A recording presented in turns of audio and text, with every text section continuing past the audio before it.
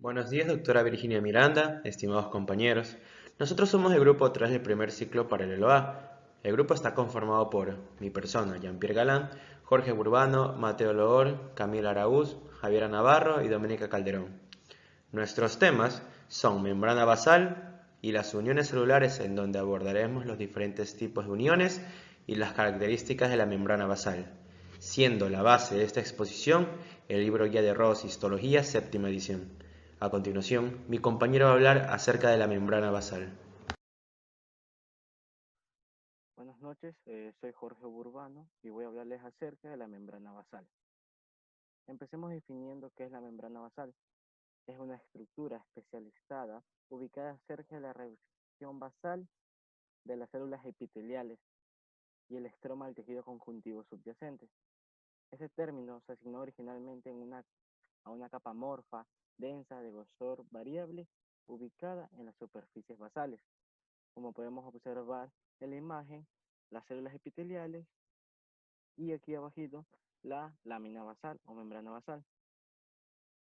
Con la tensión de hematocilina y eosina se la puede observar en unas pocas ubicaciones, como puede ser la tráquea, la vejiga urinaria y los uréteres. Pero la tráquea tiene ciertas características.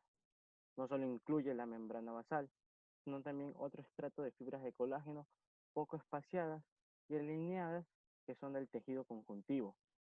Como podemos observar en la figura 5.25, tenemos aquí un corte de un epitelio traqueal ciliado pseudoestratificado.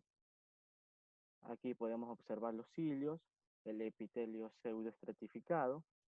Y aquí abajito, como lo marca la flecha, encontramos a la membrana basal, que como podemos ver es una capa homogénea y gruesa.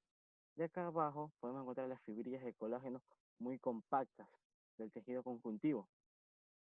Continuando, en contraste con la tinción de hematocilina y eosina que se usa, hay una técnica que es la técnica de Paz, de ácido periódico reactivo de Schiff, que produce una reacción positiva en la membrana basal y aparece como una delgada capa de color rojo y morado bien definida entre el epitelio y el tejido conjuntivo. Como podemos observar, esto pasa porque esta colorante actúa le, sobre las porciones de sacáridos de los proteoglucanos y se acumulan una cantidad y densidad suficiente para que se logre visualizar. En la figura A observamos una tinción de hematocilina y eosina y como podemos darnos cuenta, no se logra visualizar la lámina basal, mientras que en la figura B tenemos una tinción con la técnica de Paz, de ácido periódico de reactivo de Schiff, y podemos darnos cuenta justo aquí que se logra visualizar una línea densa de color común de color rojo y morado, que sería nuestra membrana basal, y las granulillas de fibras de colágeno. Continuando, es clásico definir a la membrana basal exclusivamente de los epitelios, pero se puede comprobar si existen sitios similares con los Paz positivos y argentófilos, alrededor de células de sostén del sistema nervioso periférico, de los adipocitos y de las células musculares. Aquí tenemos un corte de un músculo liso en el que podemos observar. Continuando, aquí hay una pequeña confusión. El libro de Ross, de sexta edición, que es nuestro libro guía, para que estamos haciendo ciencias positivas, nos dice que la membrana basal, que es originaria de la microscopía óptica, se usa solo en el contexto del microscopio óptico y en células epiteliales, mientras que la lámina basal se reserva para descripciones de ultraestructurales.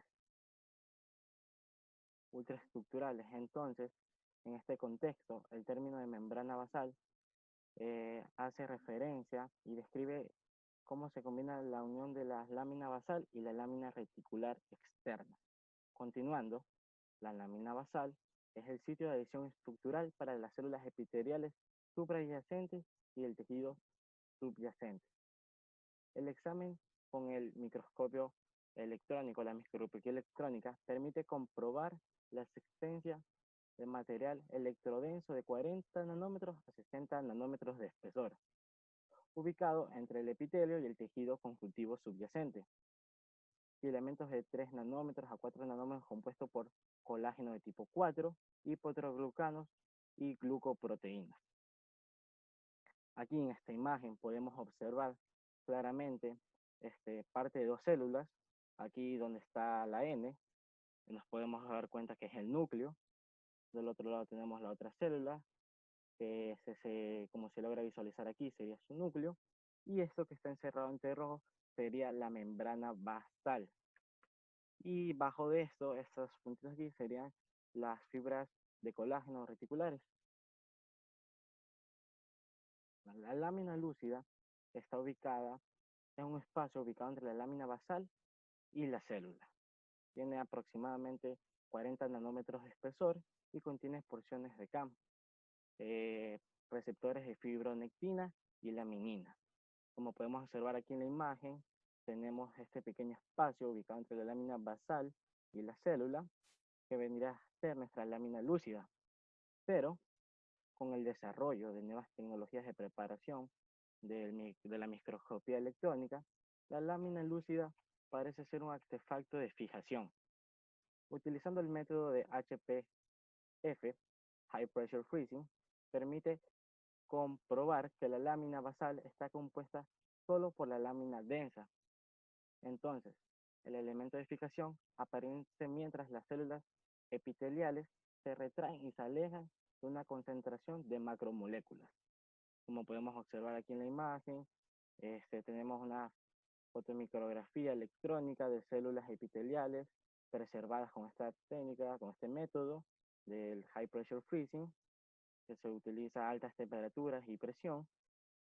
Podemos observar esta parte oscura marcada con las flechas, que sería nuestra lámina basal, y las fibrillas de colágeno. Bueno, la lámina de las células no epiteliales recibe el nombre también de lámina externa, como las células musculares, adipocitos y las células de sostén de los nervios periféricos. Poseen un material extracelular electrodenso que se parece a la lámina basal del epitelio. En la microscopía óptica no suele aplicarse, pero en la microscopía electrónica es habitual el uso de estos términos en lámina basal o de lámina externa. Muchas gracias. Buenos días, mi nombre es Jean-Pierre Galán y yo voy a retomar todos los aspectos mencionados anteriormente y hablarles acerca de las moléculas de la membrana basal. La lámina basal contiene moléculas que se unen para formar una estructura mucho mayor. Esta estructura es conocida como la estructura laminar. Los análisis de láminas basales derivados de muchos cortes histológicos de epitelios en muchos sitios, tales como el glomérulo renal, los pulmones, la córnea o el cristalino de los ojos, indican que estos compuestos están conformados por 50 tipos de proteínas que pueden ser clasificadas en 4 grupos distintos.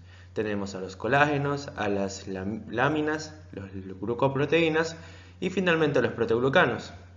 Las células epiteliales y otros tipos celulares que poseen una lámina externa tienen la capacidad para poder sintetizar y secretar este tipo de proteínas. En las imágenes que adjunté podemos ver una microfotografía electrónica de una membrana basal, al igual que en la imagen 1.1 donde hay un ejemplo de membrana basal. Para empezar a hablar de colágenos, debemos de tener en cuenta que existen al menos 3 tipos de colágenos presentes en la lámina basal, y que son solo una parte de los 28 tipos que hay aproximadamente en el cuerpo humano. El más abundante y el principal componente que comprende el 50% de todas las proteínas de colágeno es el colágeno de tipo 4, y está presente en la gran mayor parte de la lámina basal. Este tipo de colágeno provee especificidad de la lámina basal y es el formador de la estructura de la lámina basal, asociándose con diferentes tejidos y ser el principal formador de toda la estructura. También se encuentran en la lámina basal 2 tipos de colágenos particulares, ya que son parte del grupo de colágenos no fibrilares. Estos colágenos son el tipo 15 y el 17. El colágeno tipo 15 desempeña un papel importante en la estabilización de la estructura de la lámina externa, en las células musculares esqueléticas y cardíacas, mientras que el colágeno de tipo 17 está principalmente presente en la lámina basal, vascular y epitelial, y además se especula que participa en la angiogénesis. Posteriormente, el colágeno de tipo 7 forma fibrillas de anclaje que unen a la lámina basal con la lámina reticular subyacente, que podrá ser descrita mucho más adelante. También, como parte de las proteínas o moléculas que nosotros encontramos en la lámina basal, tenemos a las lamininas. Las lamininas son moléculas glucoproteicas en forma de cruz que están compuestas por tres cadenas polipeptídicas. Son indispensables para iniciar el armado de la lámina basal y poseen sitios de unión para diferentes receptores de integrina en la región basal de muchas células epiteliales suprayacentes. Participan también en muchas interacciones célula-matriz extracelular y cumplen funciones vinculadas al desarrollo, diferenciación y remodelado de las células epiteliales. También tenemos a la entactina y al nidógeno, que es prácticamente lo mismo. Esto es una glucoproteína pequeña, pero sulfatada y con forma de varilla, que sirve como vínculo entre la laminina y la red de colágeno de tipo 4 en casi todas las láminas basales. Cada molécula de entactina está organizada en distintas regiones para poder enlazar el calcio, respaldar la adhesión celular y también favorecer la fagocitosis de los neutrófilos, interaccionando con el perlecano, la fibronectina y el colágeno de tipo 4. Los proteoglucanos consisten en un centro de proteína al que se le unen cadenas laterales de paransulfato, condroitinsulfato o dermatansulfato. Debido a su carácter altamente aniónico, estas moléculas están muy hidratadas, y al poseer una carga negativa debido a que posee un carácter aniónico, se sugiere que los proteoglucanos desempeñan un papel importante en la regulación del paso de iones a través de la lámina basal. El proteoglucano más común, encontrado en todas las láminas basales, es el perlecano.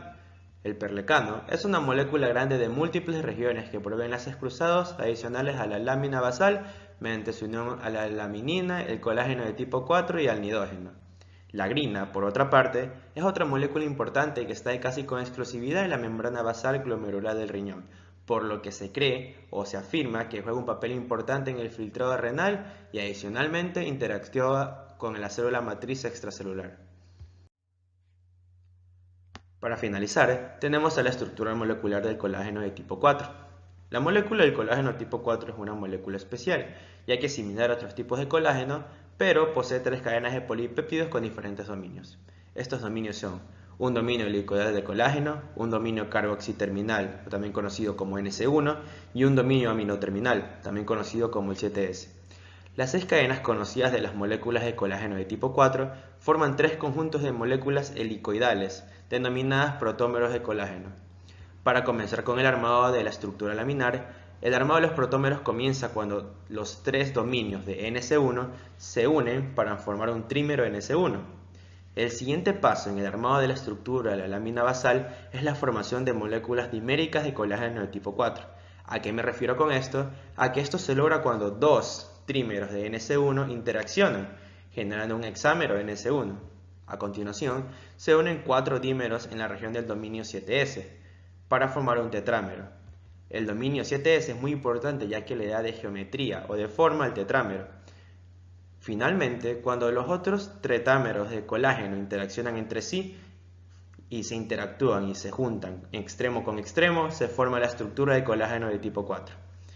Esto forma la supraestructura de la lámina basal, mas no completamente la forma. El armado de esta supraestructura se cree que está determinado genéticamente, y al mismo tiempo, la supraestructura de colágeno de tipo 4 se asocia con los polímeros de laminina. Estas dos estructuras se unen primariamente por puentes de nidógeno y son aseguradas de forma adicional por otras proteínas, ya sea perlecano, agrina, fibronectina, entre otros. La estructura de colágeno de tipo 4 y lamininas provee el sitio de otras moléculas de lámina basal, que interactúan, se juntan y forman una lámina basal completamente funcional o la lámina basal definitiva. Muchas gracias. Buenos días compañeros, mi nombre es Mateo Lor y yo voy a abarcar los temas bajo la lámina basal y las funciones de la lámina basal. El primer tema, bajo la lámina basal. Tenemos por entendido hasta ahora que nuestra membrana basal tiene inferiormente lo que es la lámina basal. Pero esta lámina basal, a su vez, tendrá una capa secundaria compuesta por unidades fibrilares de colágeno tipo 3, fibras reticulares, que será denominada la lámina reticular. Esta misma es perteneciente a lo que es el tejido conjuntivo adyacente. Esta lámina adhiere a la lámina basal al tejido conjuntivo adyacente mediante tres componentes diferentes. El primero son las fibrillas de anclaje, el segundo las microfibrillas de fibrilina y por último tenemos las proyecciones definidas de la lámina densa. ¿Ya? Las fibrillas de anclaje son fibrillas de colágeno tipo 7. Están relacionadas netamente con los hemidesmosomas y tienen una extensión que va desde la lámina basal a la matriz del tejido conjuntivo, en donde se va a encontrar finalmente con las placas de adhesión. Como dato extra a estas fibrillas, hay que tomar en cuenta que, como vemos aquí en esta imagen, este colágeno tipo 7 va también a adherirse a lo que es el colágeno tipo 3, lo va a atrapar, permitiendo así una fijación epitelial más firme. Ahora, las microfibrillas de fibrilina. Bueno, estas son microfibrillas que tienen características elásticas, ¿ya? Permiten fijar la lámina densa a lo que son las fibras elásticas. Tienen un diámetro aproximado de entre 10 a 12 nanómetros. Por último, tenemos a las proyecciones definidas de la lámina densa, que no son nada más que sitios adicionales de fijación para el colágeno tipo 3.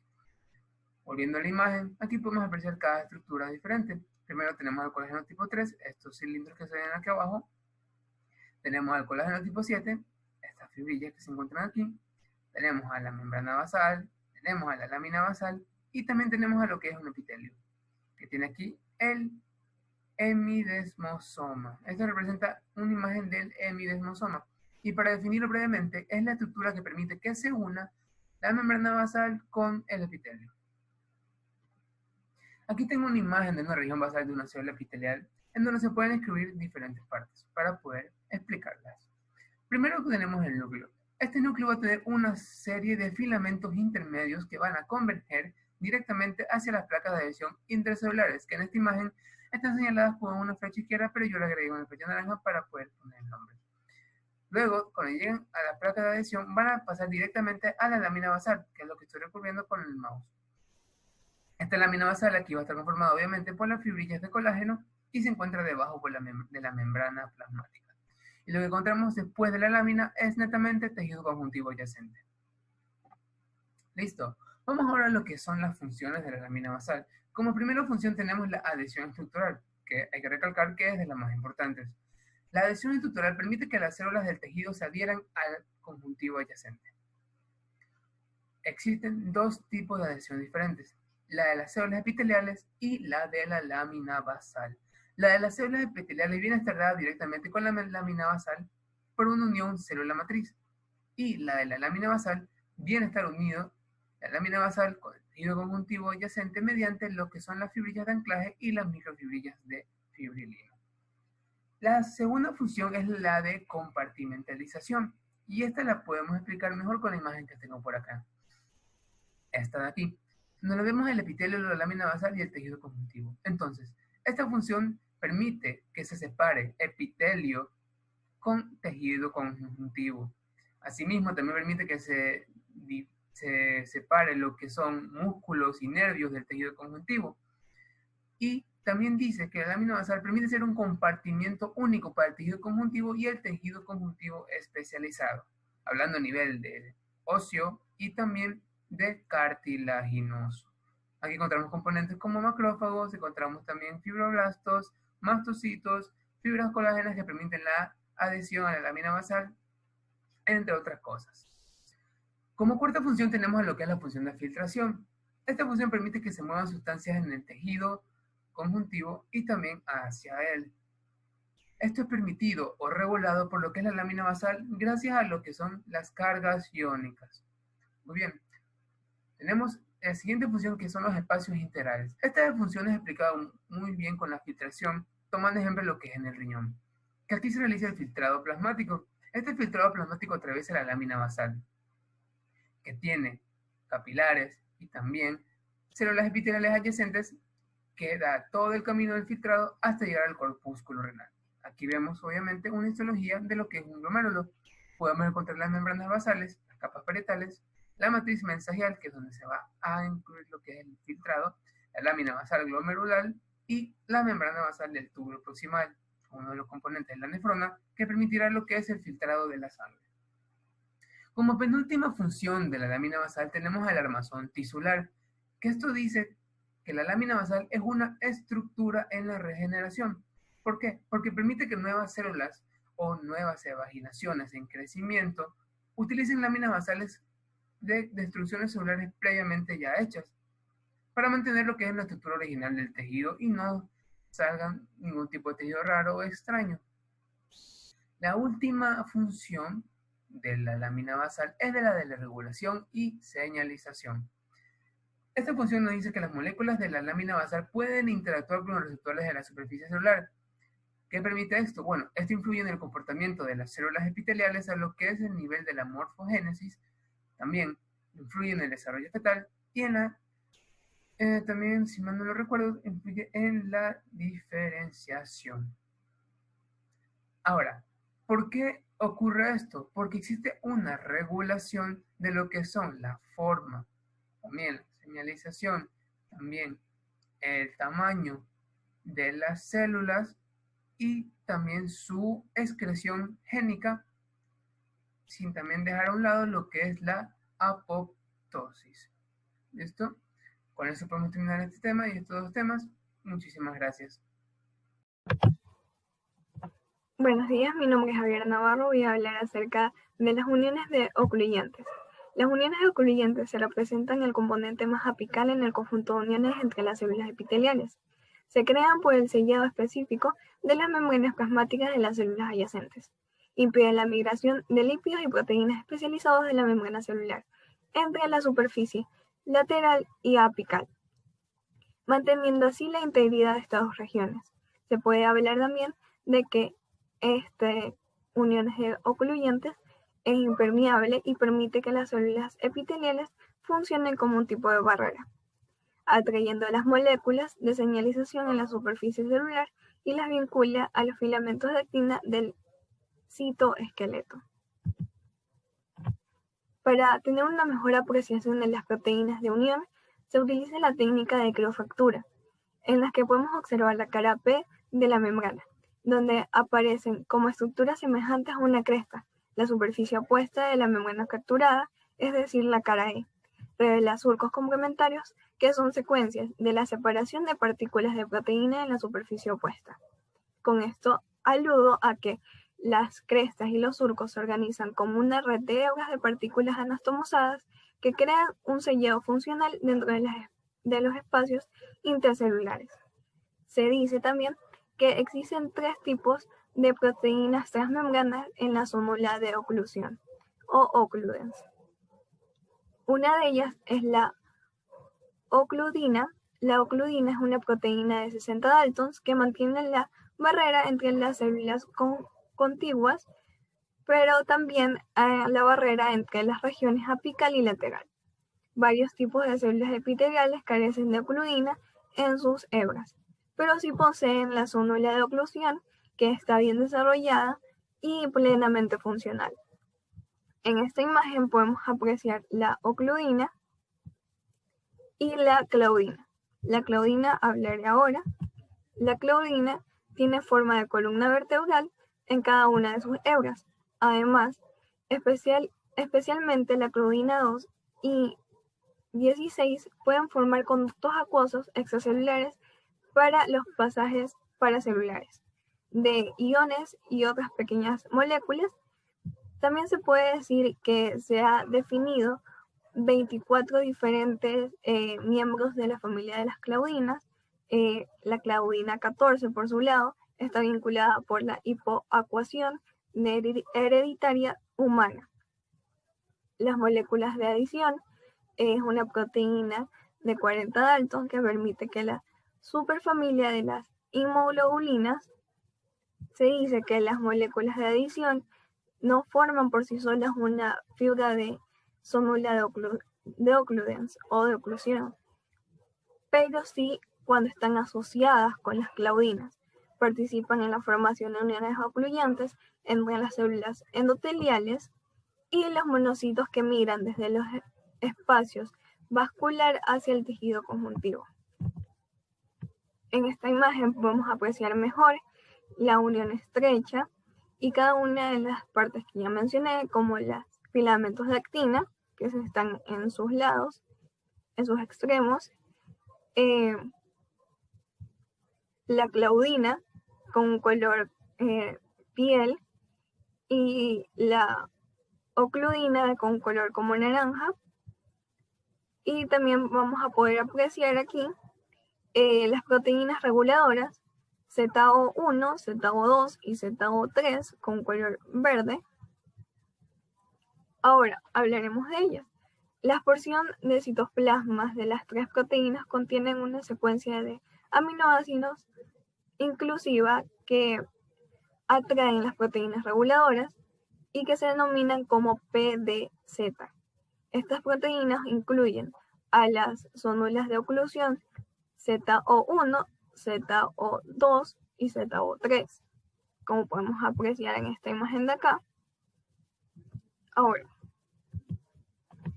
hablaremos de ellas un poco más a profundidad, que hace cada una de ellas.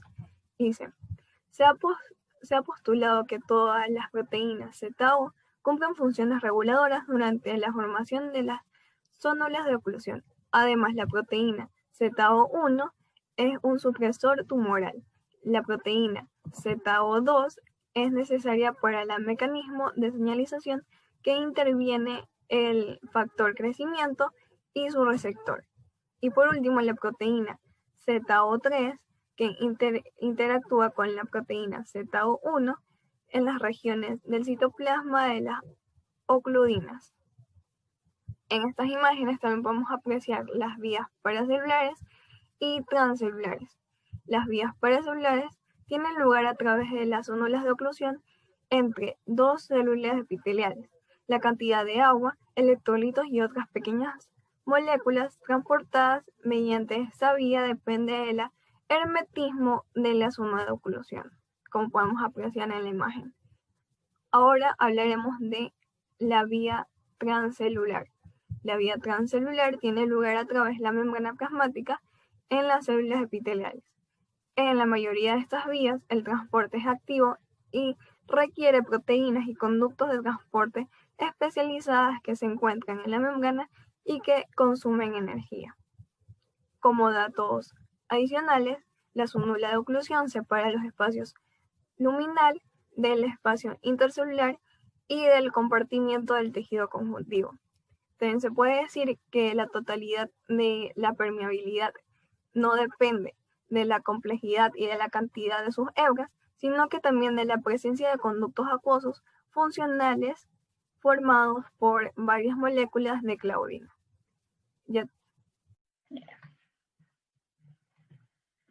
Bueno, y continuando con lo que es el tema de las uniones celulares, tenemos las uniones adherentes, en las cuales básicamente es la unión del citoesqueleto de una célula con el citoesqueleto de otra célula adyacente en el tejido epitelial. Existen dos tipos de uniones adherentes célula-célula, que está la zónula adherens, que aquí podemos observar en la imagen, y la mácula adherens o desmosoma, aquí abajito de esta. Además, es bueno mencionar que se diferencia en que la zónula adherens interactúa con una red de filamentos de actina, en cambio la mácula adherens interactúa con los microfilamentos intermedios. Además existen dos tipos de uniones adherentes célula matriz extracelular, como son las adhesiones focales y los hemidemosomas, los cuales se van acercando a lo que es la lámina basal.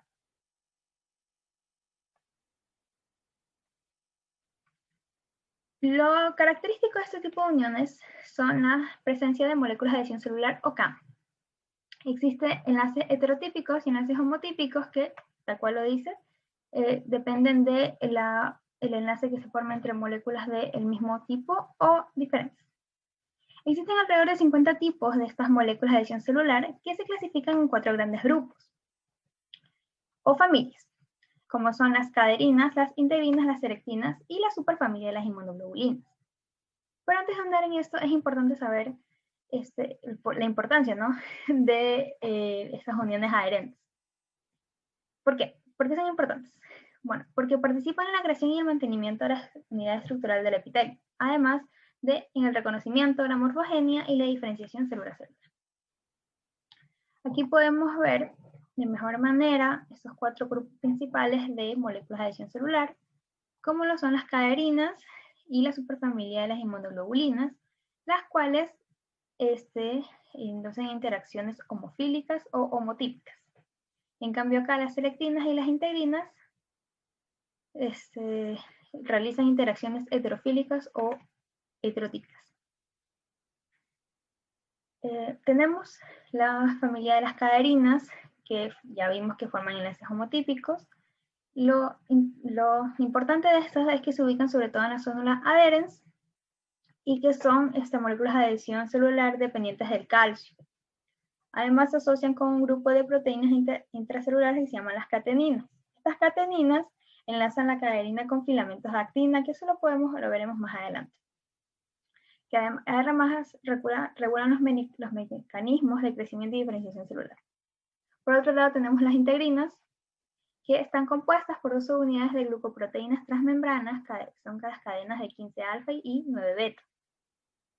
Regulan la adhesión celular, controlan el movimiento y la forma celular, participan en el crecimiento y diferenciación celular y además interactúan con las moléculas de la matriz extracelular, como lo es el colágeno, la fibronectina, y con los filamentos, tanto de actina como intermedios. Tenemos por otro lado las selectinas, que estas están presentes en leucocitos y las células endoteliales.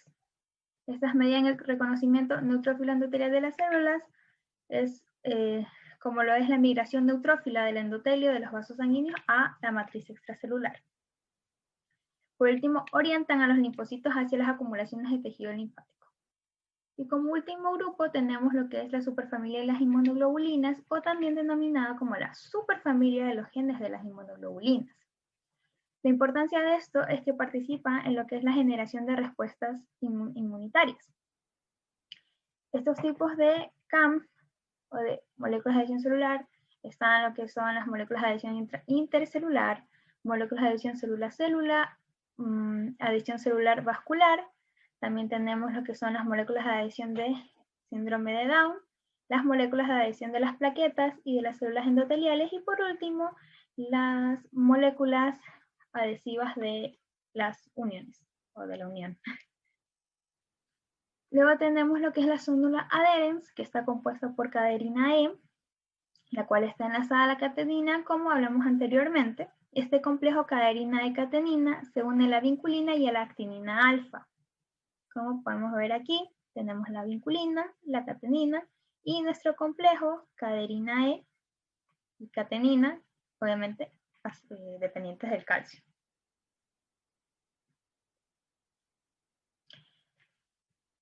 Como se puede ver aquí, en una ampliación, ¿no?, de la imagen de la zónula adherens, podemos ver este espacio intercelular, el cual se caracteriza por su baja densidad de electrones, esta que se conoce como lo que es el espacio intercelular. Y aquí tenemos la barra terminal o placa filamentosa, lo cual se caracteriza por una gran densidad de electrones, contrario con lo que es el espacio intercelular. Luego tenemos lo que es la mácula adherens o desmosoma. Esta mácula posee una estructura más bien compleja, ya que contiene placas de adhesión celular que miden 400 por 250 por 10 nanómetros, a los que se le unen los filamentos intermedios, como observamos aquí en la imagen. Estas placas se componen de desmoplaquinas y placoglobinas. Existe también el espacio intercelular, que puede llegar hasta los 30 nanómetros. Aquí tenemos una célula, ¿no?, y aquí tenemos la otra célula, que tiene una línea intermedia compuesta por desmoleinas y desmocolinas, que son glucoproteínas. Aquí están unidas, ¿no?, como entrelazadas. Y además contiene una cremallera de caderina.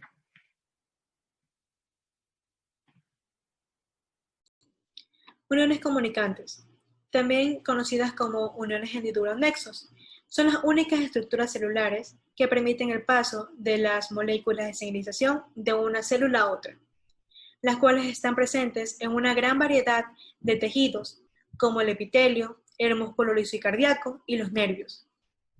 Las uniones de hendidura son muy importantes en los tejidos en los que la actividad de las células contiguas deben estar coordinadas, como por ejemplo en los epitelios involucrados en el transporte de fluidos y electrolitos, en el músculo liso vascular y del intestino y en el músculo cardíaco.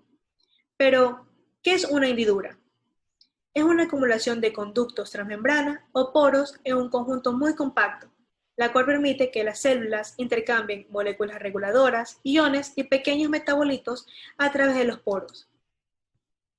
Hay diversos métodos para estudiar su estructura y su función. Entre ellos está la inyección de colorantes y compuestos fluorescentes o radiomarcados y la medición del flujo de corriente eléctrica entre las células. En los estudios con colorante, se inyecta un colorante fluorescente en una célula mediante el uso de una micropipeta y después se podrá observar el colorante en las células adyacentes. Por otra parte, están los estudios de conductancia eléctrica, las cuales permiten comprobar que las células contiguas que poseen uniones de hendidura exhiben una baja resistencia eléctrica entre ellas y que el flujo eléctrico sea alto. De esta manera, las uniones de hendidura también se las conocen como uniones de baja resistencia.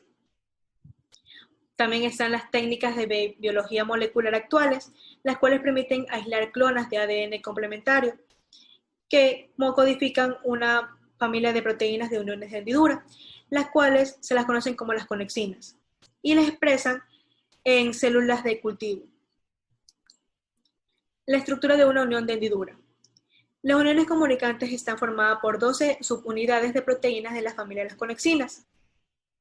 Cuando se examina con el MET es un microscopio electrónico de transmisión, la unión de hendidura aparece como un área de contacto entre las membranas plasmáticas de la célula contigua, como se observa en la figura 522A, mediante una fotomicrografía que muestra las membranas plasmáticas de dos células adyacentes, las cuales forman una unión comunicante. Se ve que las membranas se acercan entre sí, reduciendo el espacio intercelular. Para examinar la estructura de las uniones de hendidura, se utilizan diversas técnicas de generación de imágenes de alta resolución y mediante esas técnicas, esos estudios, se permiten observar grupos de conductos muy juntos, cada uno formado por hemiconductos denominados conexones, los cuales permiten la comunicación entre las células.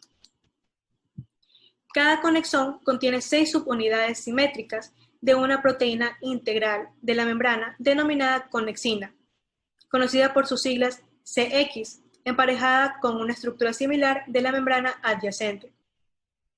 Por ende, el canal entero está constituido por 12 subunidades que están ubicadas en el círculo y rodean un canal transmembrana cilíndrico de 10 nanómetros de longitud con un diámetro de 2.8 nanómetros, como se observa en la figura 522b, que es una ilustración de una unión de hendidura que muestra las membranas de las células adyacentes y los componentes estructurales de la membrana que forman los conductos entre las células. Aquí se pueden observar los conexones y las conexinas. Se han identificado que hay aproximadamente 21 miembros de la familia de las conexinas. Además, se sabe de que la mayoría de los conexones se aparean con conexones idénticos. Esta se la conoce como una interacción hemotípica en la membrana plasmática adyacente, las cuales son que estos conductos permiten que las moléculas pasen por ambas direcciones de manera uniforme. También está la interacción heterotípica, la cual es una función asimétrica y de paso de ciertas moléculas y más rápido en una dirección que en la otra. Mediante diversos estudios se ha podido comprobar que los conductos en las uniones comunicantes pueden cambiar rápidamente de abierto a cerrado y viceversa, como se observa en la figura 5.20.